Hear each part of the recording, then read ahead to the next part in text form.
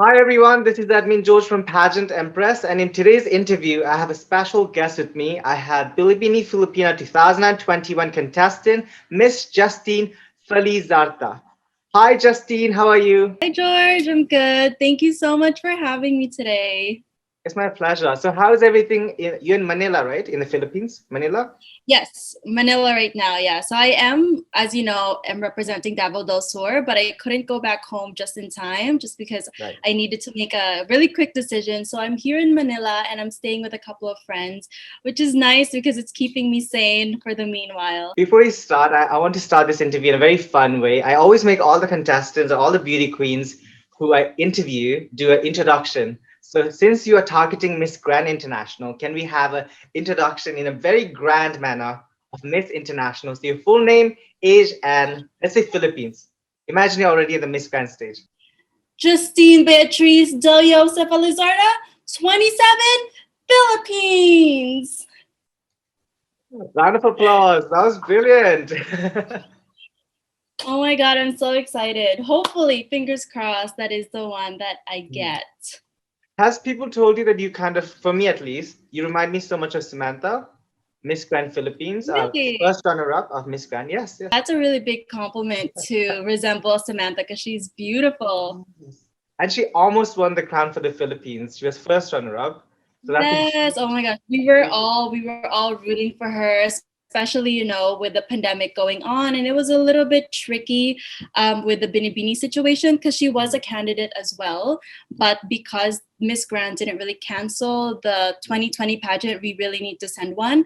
And of course, Sam is more than prepared. So we were all excited for her to finally be able to rock that international stage. And she did. yeah, and I think she only had like 2 weeks, right? Less than a month preparation Yes, for Miss yes. So her Grand. team really, really prepped her, but also because like she has so much experience in her back pocket, and I know she grew up dancing and performing. This is like her second home.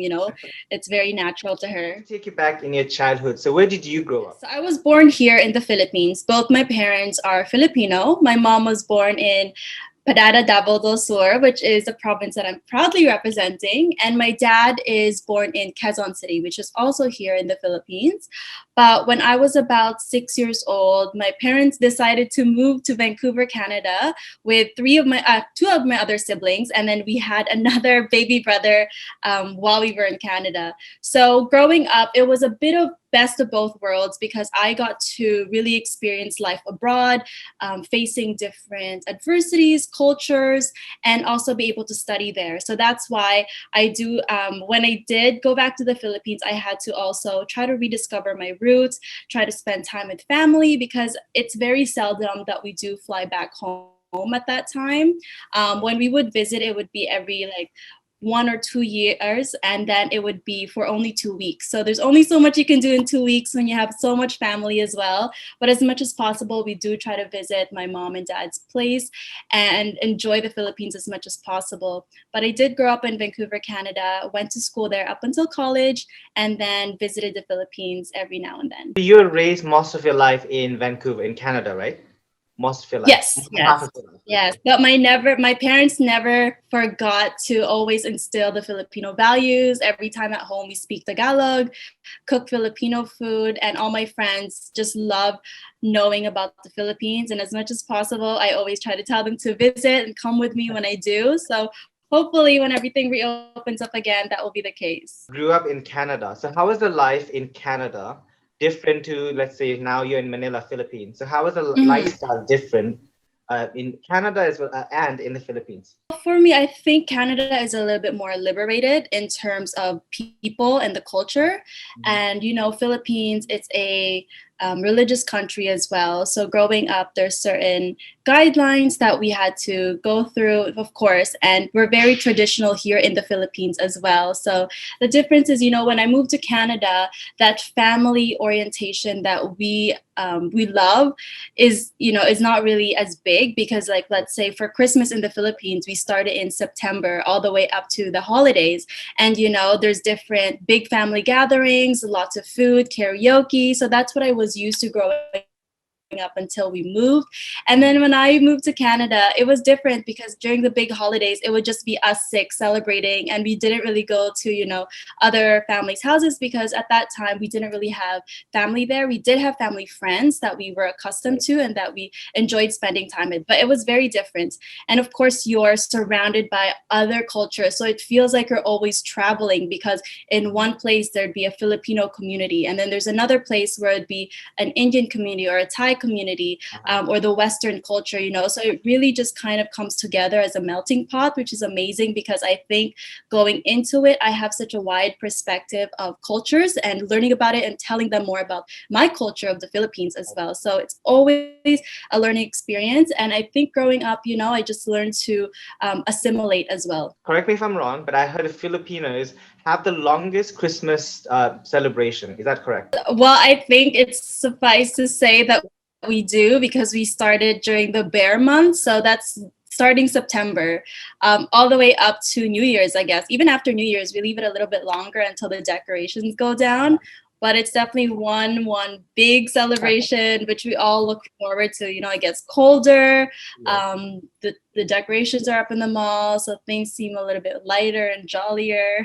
Yeah, it sounds really amazing because I remember looking at Catriona preparation for her national costume. She talked about the celebration of Christmas being like it is the longest time in the entire world. The Philippines had the longest Christmas celebration. I was really amazed by that. Her costume was a parole, so it's a symbol that we use, or it's a artifact that we put in the house every Christmas to show that we're celebrating it. Even in Canada, as soon as you see a parole in someone's door, they're Filipino because there's not a lot of families who does that, which is so nice because it feels so much like home. I talked about you growing up in Canada. So how are you as a teenager? So while studying, were you like an introvert or would you like to do other activities? When I was a teenager, I tried everything possible. I'm that type of person that wants to dabble into everything and see if I can actually do it. And because I think I moved at such a young age, I wasn't so in the shell because I just wanted to experience everything, make new friends, as opposed to, let's say, if I moved around my 20s, I'd have more inhibitions because I already know who I am and I don't want people judging me. Whereas if you're a kid, you're kind of open-minded to everything, right? So growing up as a teen, I wanted to try every single sport, even though I knew I wasn't good at it and my height kind of gave me advantage. So all the coaches in the school wanted me to join basketball, volleyball, track and field, softball, you name it. I was in that sport. And then my brother also was a big dancer and I wanted to follow his footsteps because their team was undefeatable. As a Filipino, we love music, we love to dance and sing. So I also went into that and it was a lot of hard work because I'm not a natural dancer. It took a while for me to get the steps and everything, but it was fun. And I love to sing as well. So I was always involved in talent shows. I love to experience different competitions. So I don't want to say that I'm so competitive, but I just love to try new things. Now you just touched on the fact that you're a very good singer, or you like to sing at least. So we would love to hear your voice. A line or two would be perfect. Any song you want. Stand By Me. I think it's pretty standard. Right? When the night has come and the land is dark and the moon is the only land you'll see. So darling, stand by me. Oh, stand by me. Oh, stand now. Stand by me. Yay! Oh my God, I'm like shaking.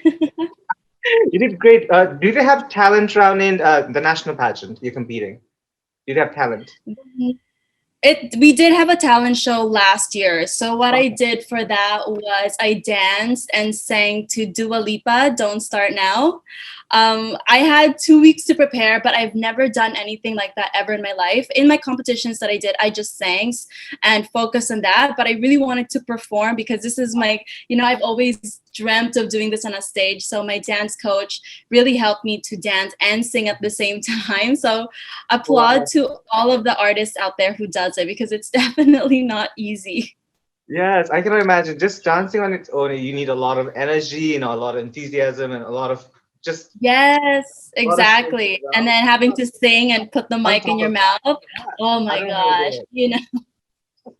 Definitely an experience to remember in Bini Bini. Can you please talk about what is your educational background and why did you select this particular subject as a major? Growing up, my parents did have a pharmacy and they also had a dermatology clinic as well in the Philippines before we migrated. So I was always surrounded by medicine and also beautification in that derma side. So I was very interested in that. So I decided to take up medical aesthetics, which is the study of skin health. I am a licensed medical esthetician. So I've been working as that for about 3 years before I moved back here. And I just really love it because, when I grew up, I had my own insecurities. I had acne, as a teenager. And I really Googled everything, researched how I can help my skin, also how I can help myself mentally and emotionally to make myself feel good. And as soon as I, start treating myself and see a difference in my skin, then the inside kind of followed and I was being more confident and, sharing my unique beauty as well as a Morena and as a Filipina. I really wanted to showcase that. So my passion of kind of Googling all skin treatments, how to treat acne, hyperpigmentation and such, kind of turned into a career, which is something because it doesn't feel like I'm working when I'm actually at the lab or at the clinic because I just love consulting people. Since you said you are so much into skin and looking after yourself, can you please share a little bit, doesn't have to be a lot, a little bit of what you do to have such a glowing skin because you're so much into looking after skin, your skin routine. Just a little bit. Start off with the basics because I think when people try to go shopping for skincare products, they always read the description and it's like, it's going to remove this, it's going to remove that. But, before you can treat your concerns, you really have to get your skin to get used to basic products. Otherwise, you might have a bad reaction. You might have a bad history with skin products because of that reaction. So I always say to my clients who's starting off with their skin journey is to start with a prepping phase of it. So cleansing every night, every morning, and then you want to exfoliate, which is so important. I don't think enough people do it. So exfoliating meaning the scrub to remove any of the dead skin, just so that you can prep your skin even more for the moisturizers, the topical creams and such. And then of course you want to moisturize as well, depending on your skin type. And then as soon as your skin kind of adapts to this protocol or guideline, then you can start bringing in the heavy guns. So things like retinol, hyaluronic acid, moisturizers, depending on your skin concern, of course. I'm so happy that I'm getting advice from you because lately I've been getting acne on this side. It's really weird. I always get acne on one side, but the other side I have a clear skin. So I always have Yes, to. everyone tends to have that. So it's either because you're sleeping more on one side, or it's just because, let's say, you're using your phone a lot more on one side. So all the bacteria is going into that area. But it is treatable. So don't stress too much about it. Again, go back with the basics. Try exfoliating once or twice a week. And then don't put too much moisturizer because I know in Thailand it does get pretty hot. So you don't want to keep lathering on the thick moisture because that could also do the opposite. I'm so happy that I feel like this is a consultant. Like I'm getting. Yeah. Oh my God. Thank you so I much. love doing things like this. I love doing things like Thank this. you.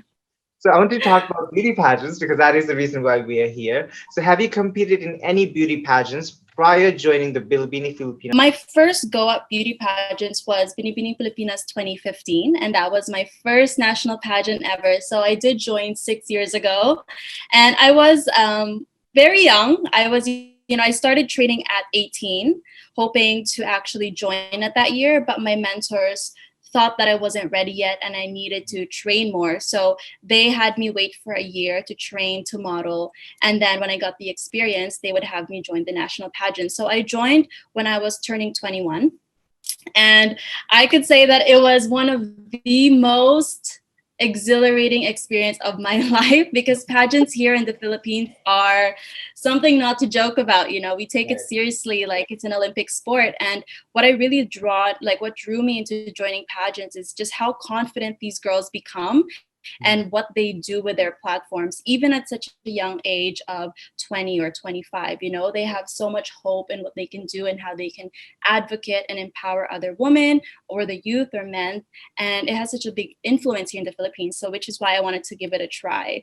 But of course, my first time I competed with Pia Wurtzbach and she was the heavy favorite. So I was really How was she? intimidated. I want to At the know. same time, I was so Competing with Miss Universe. honored trying to, Uh, yeah, it was, like I tried to learn as much as I can from her, given that she was uh, a veteran in pageants. right. And, when she won to Miss Universe Philippines, I was just in shock because, I saw how fans really loved her here and what she has gone through.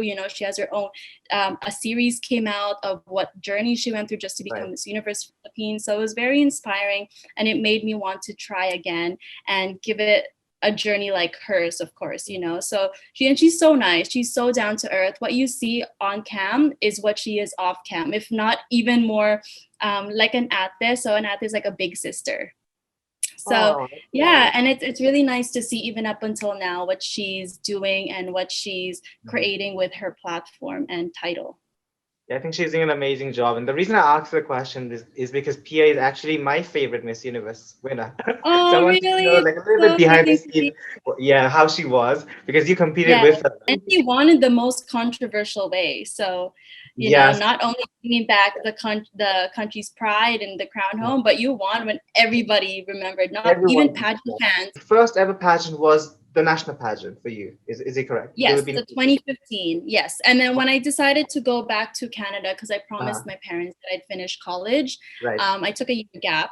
And so when I was still studying, the Miss Universe Canada opportunity came up, and the national director actually approached me saying if I wanted to join, it would be a great Uh, experience, given that I have the Miss Philippines experience as well. right. So, I mean, for me, again, like I said earlier, I love to challenge myself into new things.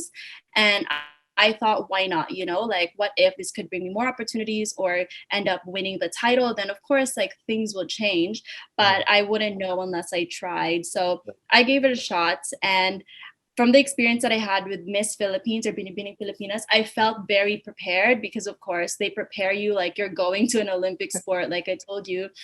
So when I went there, I felt like I could enjoy a little bit more because I knew I had more experience than some of these girls. And one thing that I loved about Miss Universe Canada is that they really focus on the candidates' communication skills, on being a spokesperson, because a lot of our activities actually was interviews or meetings, or speaking in front of dignitaries, politicians, and a crowd. So they wanted to see if you could handle yourself in front of people in a diplomatic way as a Miss Universe, and how you can carry out a voice. And we also had to create our own charity event, which I've never done in my life before. So it was kind of cool to have to do that from the ground up. And I had a lot of help from family and friends. So we raised money for Operation Smile, and I held a 2-day concert, and raised money that way. So that was definitely an experience. and I did watch Nova's year, so I think was it last year when Nova won? Nova Yes. Stevens. Yeah, and there Uh-huh. were a lot of contestants, and I was really surprised because I thought Canada was not like a pageant country. So there were a lot of contestants for Canada, which I was. Yeah, there's about 60 candidates that you start competing with, which is a lot, but you don't actually get to meet them until the pageant night itself, or a week before the pageant night, Oh, because you're kind of going into it with the girls that you screened with in your province. And oh, so for every province, there's about 10, maybe less or more, depending on who signed up for it. And then you just meet all of the delegates a week before in Toronto. Yeah. wow, that's interesting. I've never heard like that before because even in your national pageant, how many is it? Originally, it was 40, but given the circumstances, we had to drop it down because some girls backed Yeah. out. It was 34. It's 34 now, but usually in general, it's about 40 people. Yes, and I feel like that's a lot of contestants. So you're like competing not only with so many contestants, 40 in general, and they're all the best Yes. of the best, right? Like you said, Filipinos, they do Yes. not play when it comes to beauty pageants. You guys are Yes, super. exactly. A lot of them have trained their whole lives for this. A lot of them have joined multiple times. And, everyone has a mentor who knows how to win. So it is definitely something you need to step up for. But again, you learn from everybody. Since you already competed in Miss Philippines before in 2015, what Mhm. motivated you to come back in 2020 last year? Well, because I knew from the very first time that I joined that I will be joining again, because I want to have that opportunity to go to create a path for myself other than the traditional one of going to school, graduating, and then pursuing a career there, I wanted to do that plus more because I wanted to do something bigger than myself. And I was always into service work or charity work. And I just thought that beauty pageants can really help me and elevate me in that sense. So I knew I wanted to join again, but I needed to be more mature and I needed to have more experience and more confidence in myself by doing so. But because, there's an age limit in beauty pageants, I needed to make sure that I'm not joining at the very last minute where, let's say if this pandemic didn't happen, I'd be okay. But a lot of the girls are overage. So it's something I knew that by 25 or 26, I wanted to give it one more try. I have not seen you in 2015, but I feel like now you seem prepared. You seem like you know yourself. So I'm really happy that Yes, you can. exactly. And I think a lot of it because, I worked abroad and I kind of took a step back, figure out who I am, have more self-awareness, and gone through hardships as well, like everyone else, but it toughens you as a person. So I think that's why I became so much more confident in who I am and maturity as well, right? And the people who you surround yourself with along the way. Can we please hear about your amazing charity work that you have been doing? So can you please talk about your advocacy and why did you select this particular project as part of your advocacy? Before Beanie Beanie, I was already a volunteer for a pioneer NGO or non-government organization called Center for Migrant Advocacy. And what they do is they highlight the lives of overseas Filipino workers and migrant workers, and they also try to help them have more skills through capacity building workshops, help them legally, policy advocacy for people who can make laws around them. And I chose this specific advocacy because of my own experience as an OFW child. So like I told you earlier, both my parents were born here and we were really comfortable. Our family was also here. But the fact that they decided to drop everything and give everything up to go abroad and start from the ground up again and raise 4 kids at the same time was something so it's probably so hard for them to even make that decision, but they knew that it would benefit us kids in the long run and to have more opportunities abroad. And a lot of the Filipinos here, because there's not enough opportunities as well in terms of jobs, they would need to go abroad so that they can make more money, so that they can put their kids into school, give them a life, and etc. But the thing is, a lot of our OFWs are not as equipped as they should be when they migrate. So a lot of issues and concerns come across when they are abroad. And what I'd like to do is learn more about how we can prepare them even better so that they're not going through emotional or domestic abuse, or they're not getting ripped off with their wages, and that maybe hopefully we can provide more opportunities here in the Philippines so that they are not separated from their kids, because it is really hard to have to be away from your parents at, let's say, 6 or 5 years old. I can't imagine, because I was lucky enough that my parents decided to bring us, but if I was separated with them, I might not have that connection that I have with them now. Your advocacy or this topic is related to you because you lived abroad, so you can definitely know how difficult it is, right, to live abroad, and I can definitely connect with you in many ways. So I really like that you talked about this particular topic because it is so different, because usually advocacies are regarding children or people in the poverty, but I like that it's so unique. So I think that makes you stand out because the advocacy is so thank you. unique. I just feel like a lot of Filipinos could relate because it's either you are an OFW or an OFW who's going through struggles. And there's that perception that if you work abroad, you're automatically more well off because you're getting paid more. But what they don't know is that for that experience or that job that you're getting, you're also sacrificing your mental health and emotional health. And even if you're not Filipino, as a migrant worker, you know how hard it is to be away from your own country, to try to assimilate in a new country, make friends, and try not to, and try to live a life on your own. It's really hard. And I think people should know more about what happened so that we can be more helpful in terms of creating new policies or getting in touch with the right people who can help.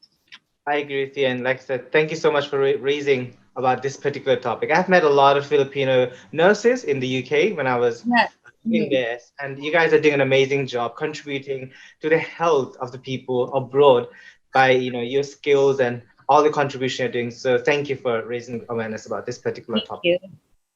So I feel like we're touching a lot of heavy subjects like advocacies and all this heavy subject. I want to take to a fun question. So what do you like to do when you're not spending so much time helping other people? So what do you like to do in your free time?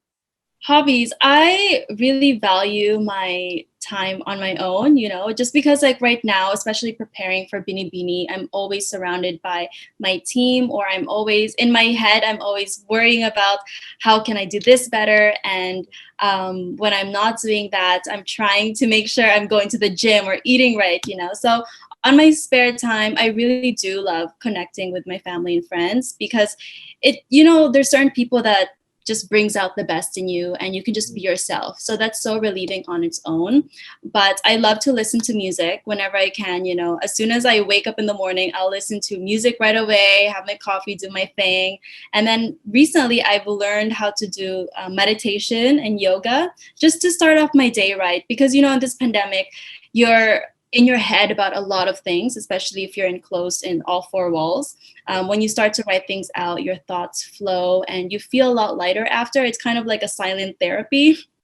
And it's really nice. So it helps you to become more grateful for what you have despite everything that's going on. And I love to work out as well as much as possible. I try to stay active because, happy hormones after working out makes you feel good.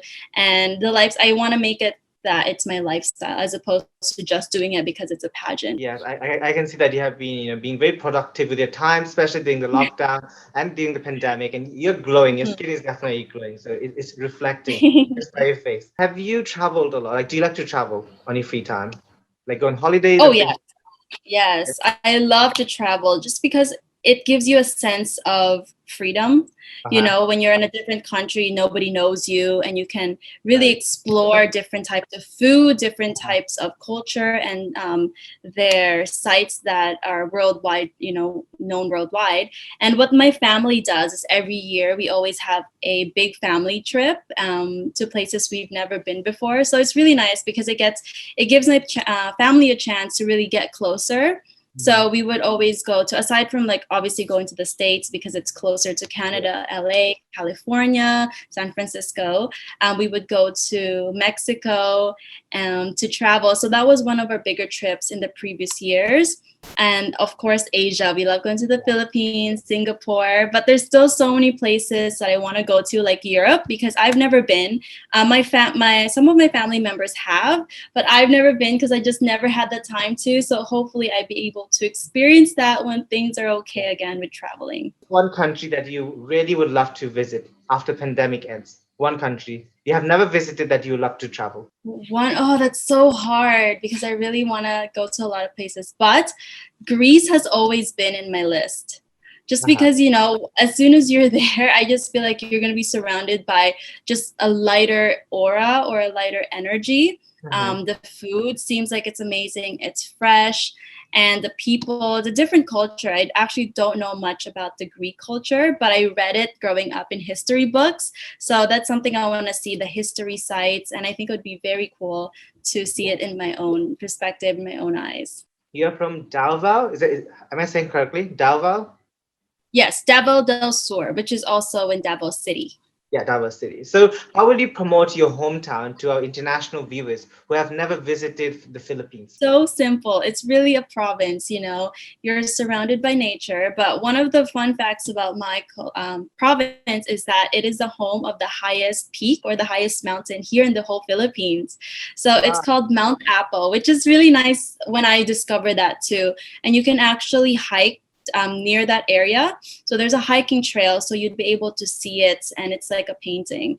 So when you go to the province, there's really a lot of time for nature and kind of time for yourself, if you want to get away from the city and just have open air, fresh breeze, and just eat fresh fruits like mangosteen, durian. We have a lot of coconuts there, and it's a big plantation as well. So you're never gonna get tired of eating that. Tuna is one of the main food that they serve there. But in Davao del Sur, it's really simple, and a lot of people are so happy there just watching TV and spending time with family. And growing up, when I would visit Davao del Sur, I would always just go to my grandpa's hardware, which is in the middle of all the business centers. And it's kind of like the city to go to, but it's so small because everybody knows each other.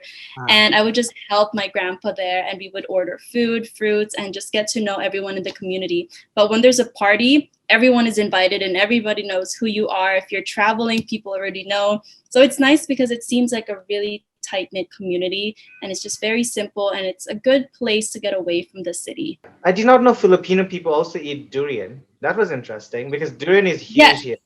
That's something Oh, important. they love, oh my gosh, especially where I'm from.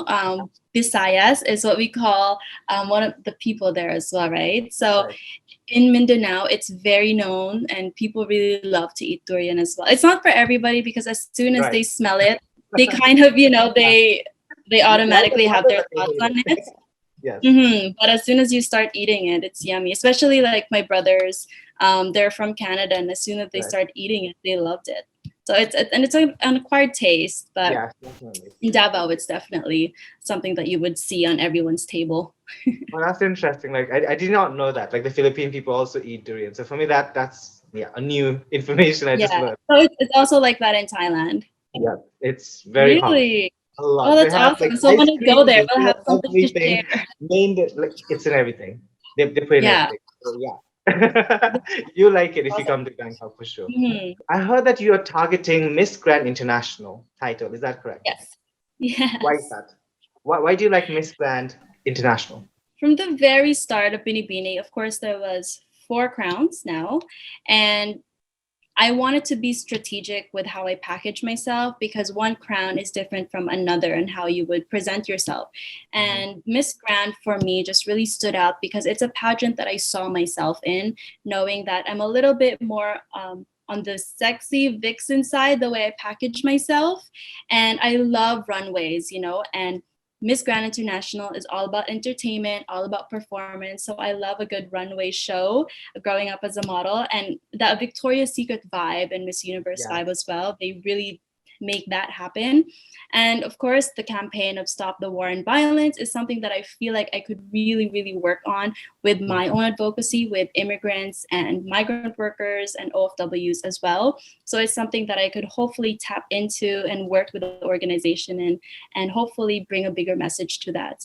But Miss Grand International overall as a pageant has really proved itself, especially in a time of pandemic. They were able Yep. to pull off a mesmerizing show with production, with audience, and they were able to help the girls communicate with what their advocacy were really. And hopefully, fingers crossed, when you win the Miss Philippines Grand International, you could be the first ever Filipina to win the Golden Crown because Philippines has not won Yes, till I now. know. Every year we're so close, and I honestly thought Samantha was gonna do it for us last year because she was just a Yep. 1,000% ready, especially on that last question that was just pulled out of nowhere. There was so much heart into it. But we never fail to give it our best. So, given the chance that they do choose me to represent, I promise that I will not disappoint.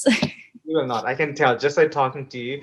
And also, I'm pretty sure Mr. Nawad will most likely watch this video. So Oh if my you gosh, yes. do, Hi, Mr. Nawat. I hope to see you soon in yeah, December. I think it's when it's happening. I'll bring home some durian and some Filipino food for you. that'd be great.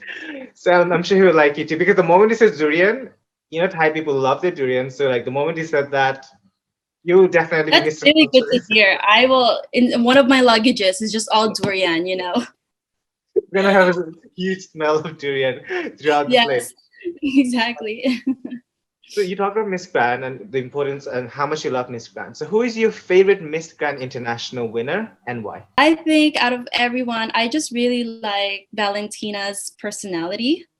And she's just so youthful. She just has that certain aura about herself where it makes you feel like you want to be friends with her. And she really made the most out of it, even if there was a pandemic happening with her YouTube, with how she was interacting with her fans. And of course, Venezuelan queens never disappoint with giving a good show as well. So as I watched her, she was just so effortless. The way she walked, she has so much grace, and the way she answers comes from her heart. When she was doing her farewell speech, I actually teared up a little bit because it was so touching the way and of course for her she was crying as well, given that this opportunity was so big and it was given to her and her experience, and I feel like I just connected with her on that level. So she's definitely my favorite so far.